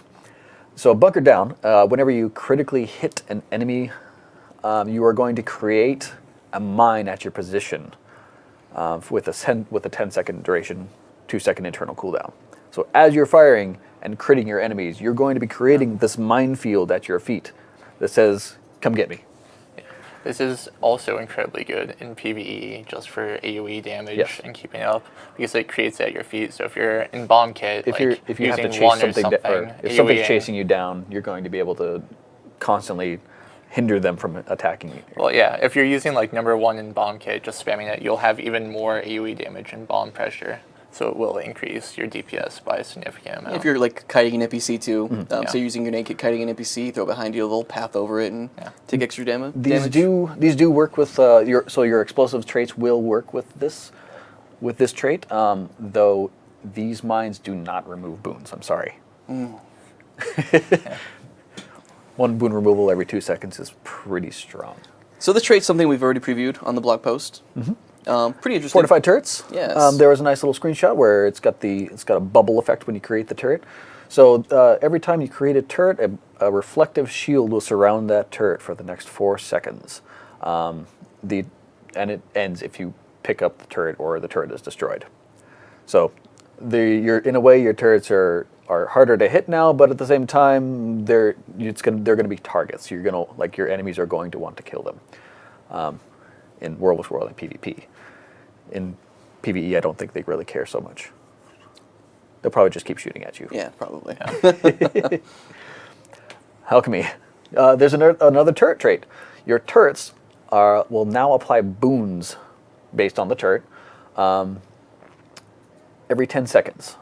And each turret has its own boon that it's going to apply. Your thumper turret, since it's kind of a thing that's going to be a tanky-ish turret, is going to give you protection. Your net turret is going to give you swiftness so you can chase your enemies down. Your rifle turret gives you fury so you can crit more. Healing turret gives you some more vigor so you can dodge a little bit. Rocket turret has retaliation. Flame turret has might attached to it. So if you are a burning or power engineer, it is going to help you deal more damage. So great synergy with this trait's supply crate. So supply drop. Just dropping that down, getting all the boons. Yes. All the boons. All of them. Or a good chunk of them. It's a cool way between these two traits that you can be more of a supporty type build, help your allies, things like that. On the other hand, your enemies, like in PvP, they will be much more, like they will want to kill these things. So you're going to have to put efforts into protecting them in order to keep those boons constantly going. Let's go for the next one. Tools. Gadgeteer. We wanted another gadget trait. Because the current gadgets really don't have a whole lot of. You don't see them too often. Sad times. Yeah, sad times. Gadgets are still usable, and we see them used a lot, but they just have less trait synergy with them. So we added a new trait where gadgets grant additional boons upon use, and we'll go over those boons as well. AED is going to give you retaliation because you're trying to die, you're trying to get hit. Might as well deal a little damage back to the guy while you're getting hit. Your personal battering ram gives you fury, so you can Maybe you have Synaptic Overload equipped, so you get Fury and Quickness once you use this skill, and so you can quickly burst this guy down. Rocket Boots gives you some vigor, so while you're jumping in the air, you're going to get some vigor, so you can dodge just a little bit more. Slick Shoes gives 8 seconds of regeneration, so you can run away or run over your enemies, like I like to do back and forth, and regenerate your health. Throw Mine gives you some Aegis. Utility Goggles gives you Might. All right, that wraps it up for the engineers. Yeah, so we're going that to wraps jump it up on to for the the next engineer. one. So going on to Guardian, one thing we expressed in the blog post is that Guardian's pretty awesome. They feel really good, Yeah, and just pretty much they're in a about any pretty way you can good play place. them. So they didn't see a ton of bounce tweaks. Again, they're gonna get full 5 traits, so Yes. don't worry. But on the bounce side, they didn't really get that many changes. For Vigorous Precision, this is something we've been trying to do across the game. Yes. With a lot of the easily accessible Vigor traits. Yeah, it just felt like Vigor was too much of an uptime across like a bunch of different places in the game, and dodging was too prevalent. So we Especially for wanted to low bring point it down. Yeah, investment. it's that also it's a very low point cost. 1 click right now Right. will get you. Well, in the future. Well, in the future, one click will get you like almost permanent vigor right now, and we'd like to just kind of space that out. So you have to also like maybe if you want full-time vigor, you'll have to go maybe into a rune set or into like maybe your sigil of energy, and you'll have to find other ways and Or maybe make there'll a build be out of a it. new trait you can take that'll give you increased endurance regeneration. Maybe that. Maybe. It's a possibility. So Healing Breeze, again, these are changes you guys have already seen. Just going to reiterate them so you can take them into context with the trait changes, or the new traits. The ability's been rescaled, so the Guardian receives a 50% of the heal at the beginning, and then heals for 10% for the 5 ticks after the heal. And again, this is still a cone ability, so it heals all of your allies that are in the radius. Yeah. And then again, like I mentioned before, with AED, Litany of Wrath is also seeing a quality of life adjustment, going from 1 second down to 3/4 of a second on the cast time. Exactly. And then bug fixes. Right. Yay. All right. All right, Zeal. We talked about this one in the blog post. Amplified Wrath. I don't think we talked about this one. I kind of Did we? I you talked hint? about it just a little bit. I Maybe hinted a at it. teaser? Hinted. Karl, you Said tease. that Guardians are going to have access to the strongest burning damage in the game, and Amplified Wrath is the trait that's going to do that. I know there is another trait in this line that actually increases your burning duration, and that is more toward that's also more synergetic toward dealing bonus damage to burning enemies. That trait in specific. But your Amplified Wrath is now going to be a condition-specific trait, where your burning damage is increased by 33%. Guardian has a lot, I mean, it's a main condition on Guardian. And there's a It is lot of traits that are going to work really well with It is this. the only damaging condition that they get innately. All right, so go to the next one here. Radiance. The Radiant Retaliation. So this is an interesting thing. Yes, to say the one can least. say that. One can say this. Retaliation damage scales from condition damage instead of power. This is the first time we've actually done something so drastic as to change the way that a boon or something scales. It also scales a little bit better as well compared Right. to the power version. So it's not just scaling off condition damage; it's actually a bit stronger the more condition You're going to damage see you have your compared to power. overall retaliation damage go up with this trait. Like these two traits specifically could be a cool thing with maybe like a hybrid build, kind of like Carry On or like Rampager stats, where you go like power and condition damage to try and get the best of like both worlds. Just as an increased DPS, since you do have a bunch of burning application sources, and maybe you have really high condition damage, so you want better retail, things like that. All right, well, let's go on to the next one. Valor. Communal defenses. This line has the Meditation Heals. It has AH in it? Is that what it is? The healing per boon. Yeah. And now it's going to give a more supporty option, where you're going to grant Aegis whenever you block an attack to allies in your area. And this has an internal cooldown, it doesn't say it here, of I think it's 15 or I think it's 20 seconds right now. So now you're going to be able to actually support your allies by going into this line. And with the new way that you can change the traits around quickly, you might be able to go from one trait to the next. Indeed. In that line, and help. Oh, there we go. Let's go on to the next one. I'm driving. Yeah. You're driving. I'm sorry. All right, Force of Will. You gain up to 300 vitality based on your level when you equip this trait. So this is the honor line that we've seen a lot of feedback on actual like Guardians asking for more health, and this is this line has a lot of support in it already, but it didn't have anything that was specifically like really for the Guardian in to help them survive, and so we wanted to give them a little bit of survivability option in this line, and with that we have 300 vitality, which gives them about 3,000 health. Yep. At level 80. At level 80. Yep. All right, last one. Virtues, Purity Body. Resolves passive effects increase endurance regeneration by 15%. This works well with Battle Presence, where you're going to actually spread your resolve to nearby allies and actually help increase their endurance regeneration rate as well. So this trait has both sustain effect to it, and it has a supportive implications as well. Yeah, basically giving you more support for your allies, as well as them receiving the healing from the virtue. You also get more endurance and regeneration. It's a really interesting trait. I mean, Yeah. Right. that is really enticing to go 30 points in that line. Dodge is always good, Dodge is always, Always good. especially in PvE encounters, even Wolf World. Yeah. Everyone dodge now. I mean, there's those attacks in PvE that like one-shot you, and having an extra dodge every once in a while will greatly help your group. When I go learn fractals, I'll need a Guardian to be running that. One day I'll carry you through fractals. Thank you, Roy. All right, so moving on, going into the Mesmer.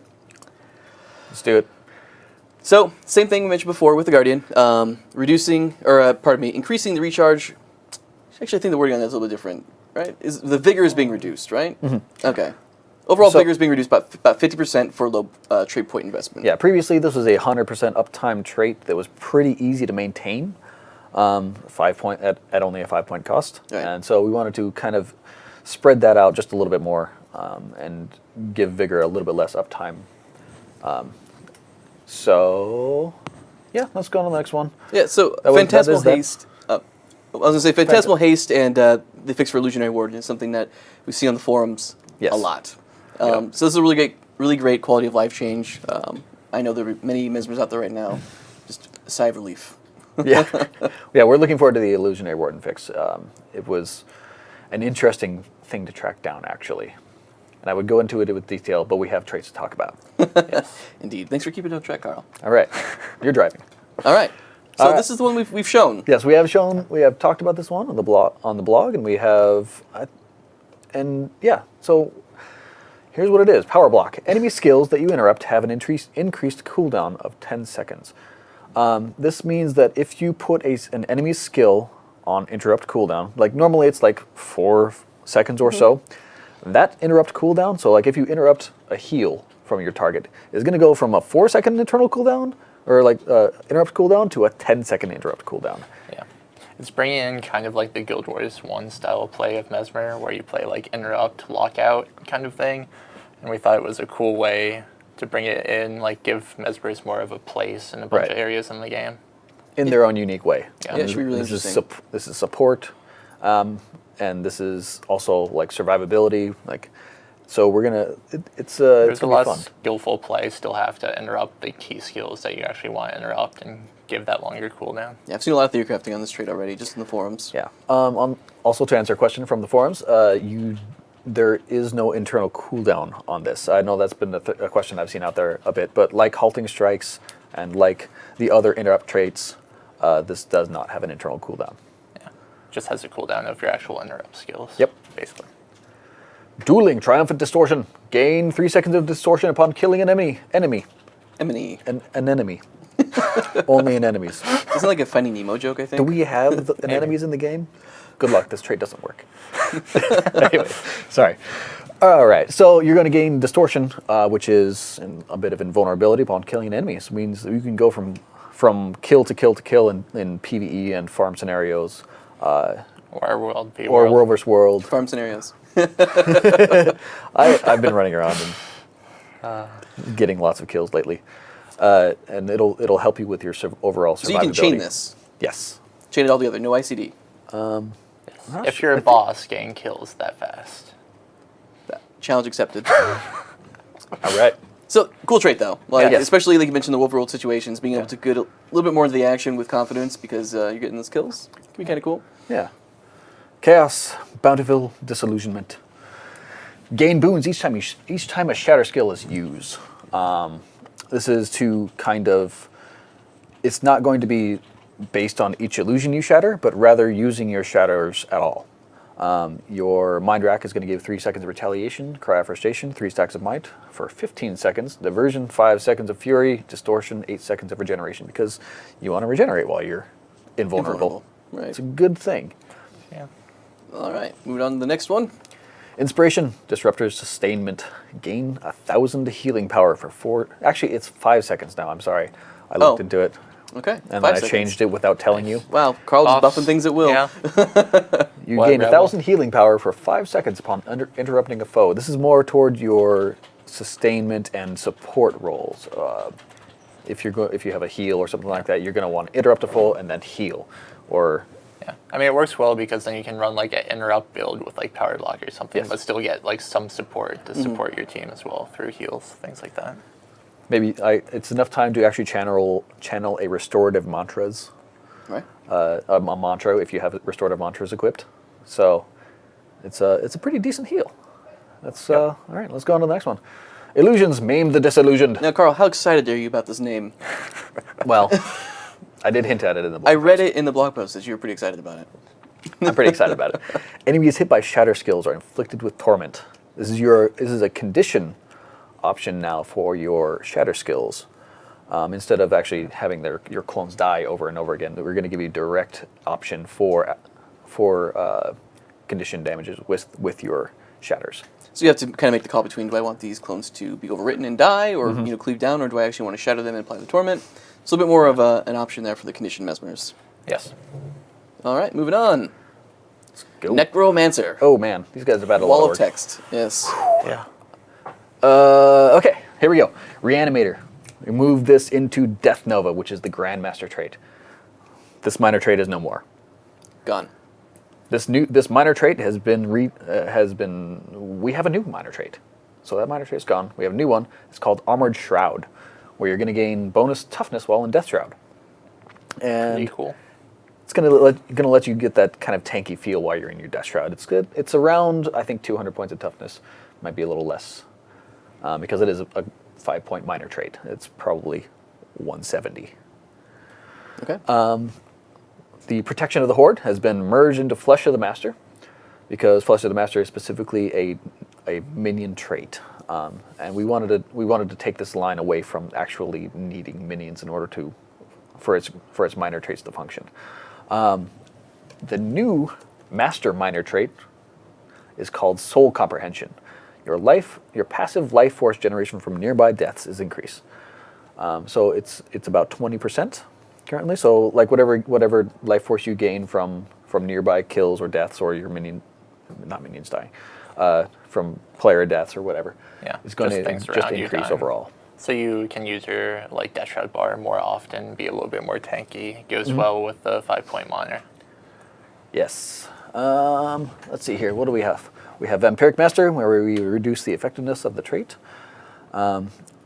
The healing portion of the trait now scales with the Necromancer's healing power stat.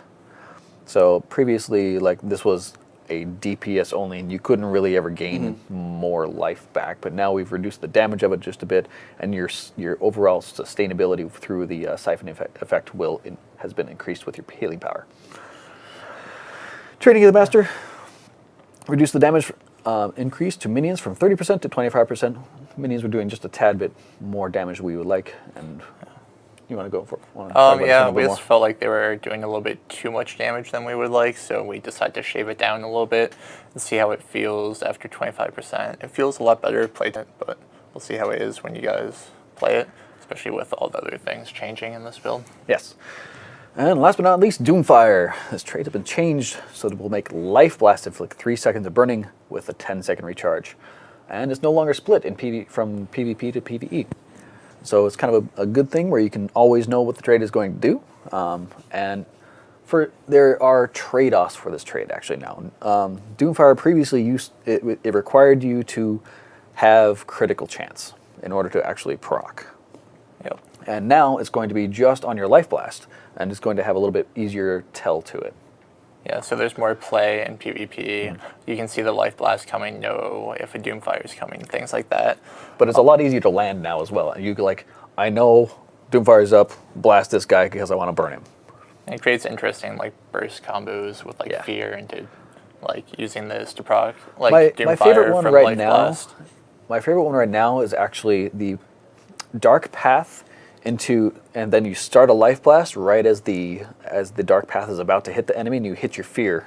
You hit Doom right then and there. There's gonna be just even with the traits we're bringing in, there's gonna be a lot of play with Death Shroud as well. Yes. Yep. So. Speaking of traits. Yeah, I was gonna say a lot of bug fixes again, just down there, so you guys That took don't a long forget. time. I'm sorry. We'll speed it up. You get a little loquacious on these, like, let me tell you a story about the trait and how it's Story time with Karl. All right, take it away, Carl. Spite. Yes. Yes. Parasitic Contagion. A percentage of your condition damage heals you. This is currently 5% and is not affected by healing power. I encourage all of you necromancers who take this contagion to invest in condition area saturation, because it's a very good survivability tool if you have enough targets around. Yeah, it's good in all areas of the game, especially in like PvE. It will give you that sustain that you might want, things like that, or in World v World. Exactly. This one's interesting. Yes, Path of Corruption. Dark Path now additionally converts 2 boons into conditions. And this is actually, I've been using this quite a bit internally, along with Parasitic Contagion. And it is a lot of fun to actually time your Doom and your Dark Path in order to convert all of these these boons into conditions, and you jump out of Death Shroud and hit him with a corrupt boon or an epidemic or whichever. You have a lot of options with this trait. Yeah. Death Magic, Unholy Sanctuary. We talked about this in the blog. You're going to regenerate your health while you are in Death Shroud. This is the only currently available option for regenerating your physical necromancer's health while you're in Death Shroud. Previously, yeah. So it's about the same. I'm like, you look like you have something to say. I have nothing to say. All right. It is about the same. It is the same as regeneration currently, meaning that it will scale with your healing power. It is not. It's not going to be like you gain all of your health back instantly when you go into Death Shroud. But if you can stay in Death Shroud for a while, you'll definitely gain a decent amount of health back. And with soul comprehension, that is going to be a lot easier for you to do in order to gain more Death Shroud by getting more kills. In addition to this next trait that we're going to talk about, Unholy Martyr. Draw 1 condition from allies every 3 seconds while in Death Shroud. Each time you draw a condition, gain 5% life force. So you're going to be able to, while drawing conditions and supporting your allies and keeping them condition free, you're going to be able to sustain yourself a little bit more and with your Death Shroud. And say that your Death Shroud is now a good tool for actually tanking condition damage. And again, this is just, especially these last 2 traits we're talking about here, very supporty. Very supporty. Which brings us to the next one. Yep. Life Blast heals allies that it passes through. So this is going to be one where it is kind of a situational skill. Yeah, it's like a skill shot type heal because you do have to line up allies. You're going to have to line those allies up, and then but it heals any ally that it passes through. So you have some more supportive, and it's a pretty strong heal. It's about, I think it's around 800 per blast, which increases with healing power and all that. Really good. Yeah, it's pretty strong. All right. Keen Edge. Jumping into the Ranger. We talked about these quite a bit. Actually, do you want to talk about these? Sure. Keen Resident Edge is now a survival skill. So then, basically all the other traits that affect survival skill recharge. Maybe some other cool things like a new trait we'll talk about. Keep this one in mind. We'll talk about it a little bit later. Yeah. Basically just giving it more benefit from the other traits like we've done to other professions, things like that. Sun Spirit basically fixed a bug that caused the spirit to have a 3-second base burn when triggered by a projectile. just some more. We did a lot of bug fixing for Ranger, just like Engineer. Spirit of Nature we talked about before. We reduced the healing per second while it's up because we felt like it was too strong of an elite. Basically, it would like res allies, cleanse condies when you use it, plus it had this really strong AoE heal. So we brought it down a good amount, like 320 healing per second, still a really strong AoE heal. Oftentimes the Spirit of Nature, like you need to target the Spirit of Nature and bring it down before you can continue a team fight in PvP or Rovers World. So we wanted to make it so that the Spirit was a little bit easier to actually kill in this fashion as well. Because that healing does apply to the Spirit itself as well. Viper's Nest is now a poisoning combo field. We basically want to give them more options for fields, for more like blast finisher, like projectile finisher type play, so they can combo their own fields, things like that, or work better with allies. Trapper's Expertise fixed a bug where thrown traps would not work when placed on certain buildings. So basically traps will be more reliable, easier to use, things like that. Just I felt it quality was of life necessary to changes. mention it. Yeah, that's cool.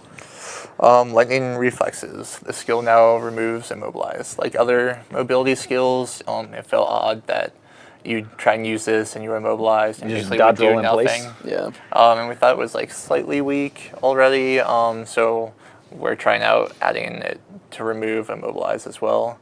Should increase the usability of the skill by a lot. And the big thing, which a lot of people are excited about, one of our programmers did a bunch of work basically making the F2 abilities more responsive and reliable. So when you actually hit your pet's active skill, it will cancel whatever it's doing currently and use that skill right away. So there won't be this odd time where you like are hitting F2 and like nothing happens and you have no idea what's going on because your pet has another ability queued. Now when you actually hit like a wolf to fear, it'll fear immediately, which just helps gameplay a lot better. Oh man. It's dark in here now. Doesn't mean we can't keep going though. So, All right. You guys ready to move on to the traits? Let's go on with the traits. All right, Marksmanship, Read the Wind.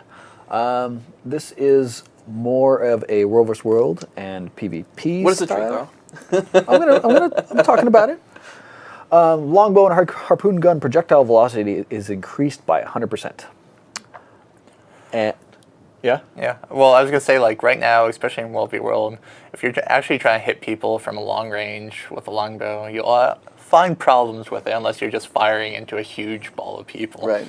Because it's quite easy to move a projectile or like outmaneuver a projectile by the time it actually reaches you. This will basically make it a lot more reliable to hit targets at a far range using a longbow, which should increase DPS and just make longbow feel a lot better. Yes. If you're trying to fight from a long range. Skirmishing Strider's Defense. You have a 15% chance to block ranged attacks while in melee. So while you're swinging your sword or your greatsword, you're going to have a percent chance to simply block projectiles that are incoming to you. So this gives a sort of a defense while you're being offensive. And it's not a huge rate, but it is substantial enough to say like you don't get hit with a longbow shot for 4,000 damage. Right. Yeah. That's pretty good. This is one of the ones that I'm pretty excited about for this one. Poison Master. Poison you applied deals 50% extra damage. Like the Guardian and their burning damage increase, we felt that the Ranger is more of a master of poison, where they have a lot of poison abilities and their pets poison. They have just a lot of access to it. So we wanted to introduce this trait, which enables them to be more masterful with their condition damage. In addition to this, your pet's first attack when they are swapped to, when you use your swap ability, will poison, and this is based off of your own condition damage. Yeah, so you and get duration. another poison application and your poisons deal more damage. Exactly. Oh no, there's two of them at once. Spoiler alert. I messed that one up. Nature Magic, Survival of the Fittest. Remove 2 conditions and gain Fury when using a survival skill. This one's really cool. So like you mentioned before, with the Keen Edge, and now your increase and the Lightning Reflexes that removes Immobilize, all of your survival skills are going to start removing conditions and giving you Fury, which is going to give you a little bit more of your damage back. Basically to help out like that power build that you might not want to take Healing Spring or something like that for Condi removal. It gives you another option for Condi removal for the class and gives you Fury to be more offensive at the same time. Because we felt like survival skills in general were a little bit weak and needed a trait to help boost them and make them more viable. I know this trait probably looks like it should be in wilderness survival because survival of the fittest, wilderness survival. It's just not. Beast Mastery, Invigorating Bond. Your pet heals in an area when executing command abilities. So your F2, which now breaks your pet out of its current action, will be able to be used to heal your allies in an area. So much more reliable. Yes, very much more reliable. All right. Sounds good. You guys ready to... Let's go for the next one. Go on? Let's go for it. All right. Thief. So Thief, again, kind of the same thing we did the Engineer. We have the reduction on the poison application from the easy-to-use poison field. In this case, it's choking gas. It's going from 5 seconds to 3 seconds per pulse. The Steel, this is just a bug fix, but I felt there's actually a couple bug fixes listed here that I feel are pretty important. Getting obstructed when you steal to someone, and at the very last second they go behind an object, and your steal fails. Yes. Didn't really feel great, so that is going to be fixed in this update. Basilisk Venom. Yeah, the person that was hit with Basilisk Venom, so like if it was a Mesmer, they would interrupt themselves. So if the Mesmer had Halting Strikes equipped, they would Halting Strike themselves. Right. It's an odd thing, but bug fixes nonetheless. Whirling Axe fixed a bug where the skill would interact with combo fields incorrectly. Yeah, so essentially using, you could use Whirling Axe inside of your blinding powder, or your black powder rather, and then as soon as you left the combo field, you would still continue to apply the blind from the roll finisher, even though you're outside of that field, and it would just continually reapply the blind. Yeah. And it was kind of weird. So, took that away. Yep, sounds good. And a bunch of other bug fixes as well. Bug fixes! Let's keep going. Deadly Arts, Revealed Training. So we're introducing to the Thief the ability to have increased potential when at your first strike out of stealth. So we want to encourage you to actually get your stealth strikes off, and then we're going to reward you for getting those stealth strikes off, or simply attacking from stealth. Yeah, you have to actually connect with your target in order to get revealed. So you're going to gain bonus power when you are revealed. So that's pretty straightforward, honestly. Right. So like you get the backstab, and you get the backstab, and then your powers increase, so you'll be primed to Heartseeker them, or all the follow-ups. Yeah, all the follow-ups. Be follow-ups. hitting harder. All right. How long does it last? For as long as Revealed is left. Okay. So for the full, so for World v. World, it'll be 4. It's 3. Or 3. In 3. World. Pardon me. 3 for World v. World and 4. 4 in PvP. Sorry. Backwards. Yeah. Critical Strikes, Invigorating Precision. This is one we talked about in the blog as well. You're healed for a percentage of your critical strike damage dealt. Huh. That doesn't sound... It's just for your... So this is actually a little bit oddly worded right now. It's actually going to be for the entire portion of the damage, not just your critical bonus. Yeah. So when you the entire strike. It heals you for 5% of that critical So hit. if your strike hits for 10,000 damage, you're going to get healed for 500 damage. Yeah. One thing I wanted to point out, I did see a Reddit thread where people were concerned about hitting like ambient creatures and healing for a bunch. Yeah. Basically, it's going to work the same way as Litany of Wrath, where it doesn't heal from like ambient creatures and things like that. So you don't have to worry about a thief in World v. World attacking those poor little bunnies and just being infinite heals. All right. Shadow Arts, Resilience of Shadows. Stealth you apply reduces 50% of incoming attack damage. So, say you are trying to res your ally, and they're just getting cleaved down. If you throw down your Shadow Refuge on top of that, you're going to take 50% less damage from all physical attacks incoming. This is not effective condition damage. You're still going to suffer from that at the full damage. But this is much more. This is a support and survivability style, and yeah, just cool utility support. Good utility. Give like Thief more of an option to be more of a team player, help their team, things like that. So how does this interact with protection? It fully interacts with protection. You're going to be able to, if you have protection on you, you're going to further reduce that damage. Okay. Yep. All right. Move on to the next one here. Acrobatics, Assassin's Equilibrium. Gain 1 second of stability when you are revealed. So this is more of a, it's kind of a higher skill cap, I would say, because it's a short duration of stability.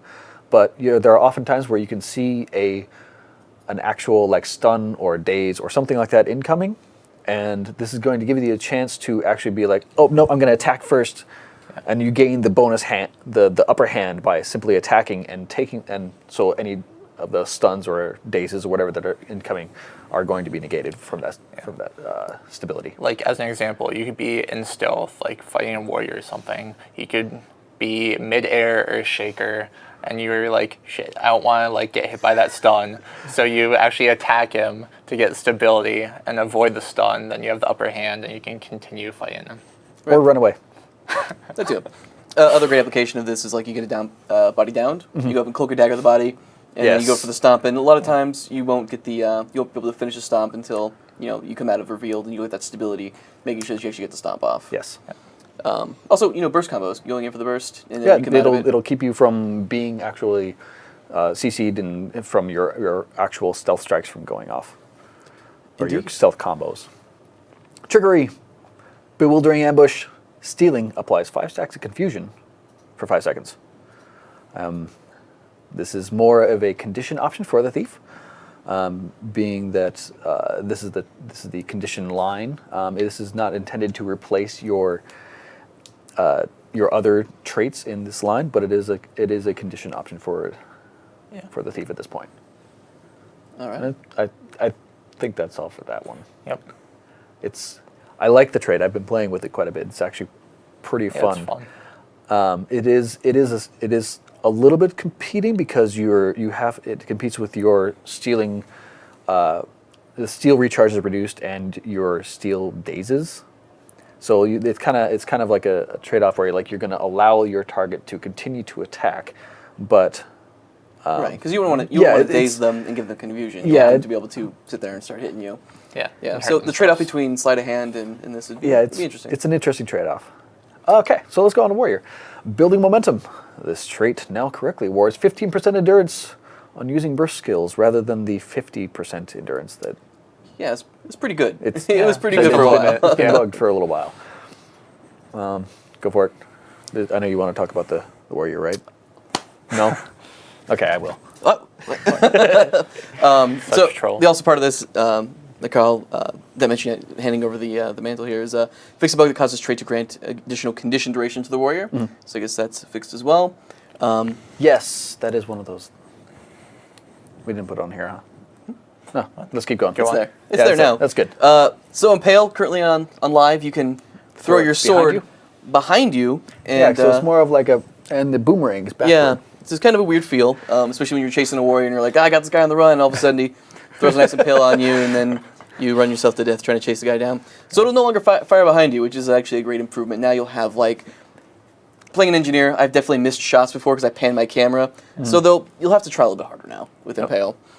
Healing Signet, reduce the passive heal by 8%. And we talked about this one in Ready Up's past, Yes. where there are a lot of changes going into the game at this point, and there are a lot of new things and different things coming in, and we feel that the 8% reduction is just about right for the warrior. Feels pretty good after the change. There's a chance it could still need some tweaks, but we want to go overboard and destroy the skill. So we just wanted to shave it by a little bit, see how it plays with the massive amount of changes going on. It currently does what we want it to do, in that it provides the warrior a tanky body that has to deal with burst damage more than it has to deal with sustained damage. Well, on that, pin down. Yeah, pin down. So pin down's got a fancy new, very clear. It is quite fancy. It is quite fancy telegraphed effect. I believe it looks just like is it disabling? It's like disabling? you Yeah. do a Disabling. charge up shot, and there's some wind looking Yeah, effects. it's got wind on it. It's got little circles around the shot. So basically, it's more telegraphed. So you actually have a little bit of counterplay to it. So you can actually dodge it. You can see it coming now. And it has a half second longer cast time. Right. So you actually can see that animation, react to it, instead of just being like, a random arrow hit me in the face, and now I'm immobilized. Was it an arrow? I don't and even know what bleeding. happened. Yeah. I am apparently pinned down. Yes. So yes. Again, bug Yeah. fixes. Bug fixes. Bug fixes. Okay. Yeah. Let's keep going. All right. So the warrior strength, burst precision, burst skills have an increased chance to critically hit, and by that chance I mean it's 100%. But it's good worded. increase. Quite a good increase. So here's the reason for that: is that we can make a change to this and reduce this % chance without having to make a text change. Yeah, Karl's just talking about the skill facts. Yeah, the skill fact. So if we need to bring it down, like the increased chance to critically hit, that's one of the reasons why we say increased chance when it's 100%. Like it's just clarification on that.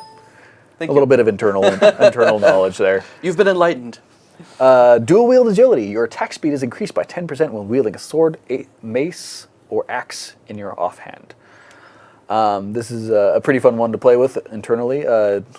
Once again, Everything's being fun that you're internally. being that your all of your attacks occur faster. Yeah, I mean, it's just a cool DPS option for like a dual wielding warrior if you want to play that style. Yeah. Rousing resilience in your defense line. Gain toughness whenever you break out of a stun. The amount of toughness gained is up to 1,000. So if you get stunned and you break out of that stun, you're gonna be tanky for a short period of time afterward. What kind of period of time are we talking about? It's around 4 seconds right now, I believe. Okay. Yeah, so it's like you just broke out of that stun, so you're like more tanky just for a short time to recover from that stun. All right, moving on. Let you get your bearings. Tactics. This is one of the kind of a awesome new thing for the warrior. Phalanx strength. When you grant yourself might, grant it to nearby allies as well. 6 seconds of might is granted each time this trait triggers. A lot of good synergy with this skill. Exactly. With the warrior, a lot of places you could use it.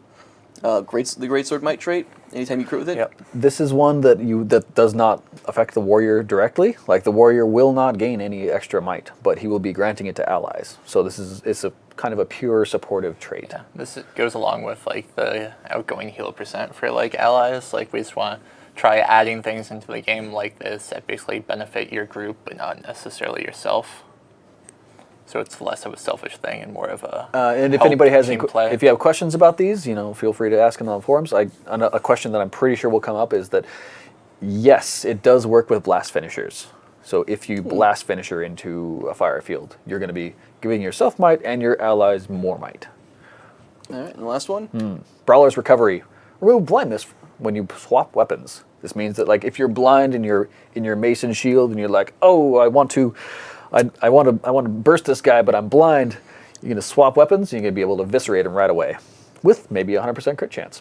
Who knows? Whatever your build might be. That's synergy. That's synergy. That's synergy. So that actually concludes all of the new traits, all the new Grandmaster traits, and balance Yes. changes, and runes and sigil changes, There crit damage was- changes. There was Not- one not other much thing. stuff. Yeah, it's Just not a whole There's a lot. couple things. This is what we got extra time, right? There was one other thing I wanted to mention for this. Kind of goes along the lines of necromancers, but I kind of forgot it. Fear now acts as an interrupt.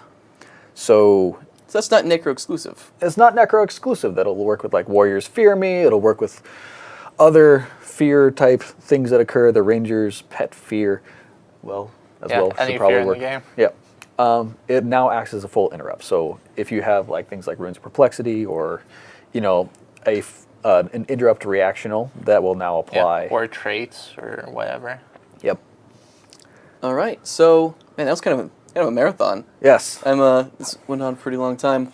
So, we want to talk about the recent tourney winners, and then we'll go to the upcoming events after this, and we're going to wrap it up. Yes. We're going to go back to our desks and do other stuff. So, recent event winners, Miss Pedia 2v2, we had Tate and Canny, which is Kate and Tanny. ESO Never heard Weekly, of them. ESO Weekly number 20, 55 HP Monks. That was Shad, Naya, Misha, Milo, and Karsabe. And the Miss Pedia 5v5 for NA was Nessator, Cade, Nas, Tanny, and Wakey. I believe we have another slide. Do we have perhaps? another Upcoming events. There we go. So we have the ESL and Bloody Tech GVGs happening right now, apparently. Sorry, guys. That's over at twitch.tv/bloodytech. Go hang out. Yeah. I'll be there. The ESL Weekly is every Thursday at 12 p.m. PDT. That's, of course, run by our man Blue over at twitch.tv/Blue42. And apparently there's no Miss Pedia 2v2 this week as Blue is off. Oh. I know it was actually his birthday, I think yesterday. So Nice. Happy birthday. Happy birthday, Blue. But yeah, I think that wraps it up. One thing I did want to say is we don't have time to do like a Q&A right now because this went on Like quite 2 some hours? time. Yeah. Yeah, but feel free to ask questions on the forums and we'll try and like browse them, answer questions that are related, things like that. Give me my notepad, Roy. Sure. Thank you, Roy. I problem. changed seats earlier playing musical chairs. Yeah, I know. So a couple things. Make sure to follow this channel. Yep. As we have lots of Click- interesting stuff Yes, coming lots out. of stuff coming up. Again, we'll have back-to-back episodes for the next 3 weeks. Well, 2 more weeks after this, covering more stuff. Obviously, there's going to be blogs coming out almost constantly, so make sure you guys check out the main Guild Wars 2 website for the schedule, which is already posted. A lot of exciting stuff happening. Make sure to follow us at Twitter. Also, these guys. Yeah, just started Twitter recently. Yes. Just yesterday. Follow Roy, please. Yep. Also, shout out to Dolphy for writing all the notes about this show, so people don't have to watch. Yeah. Much appreciated. And I Alright. think that wraps it up. I think that's it. Well, thanks for joining us today. Yeah, thanks for hanging out. Yep. And See you we'll guys see you next time. next Yeah. Friday. See ya. Thanks, guys.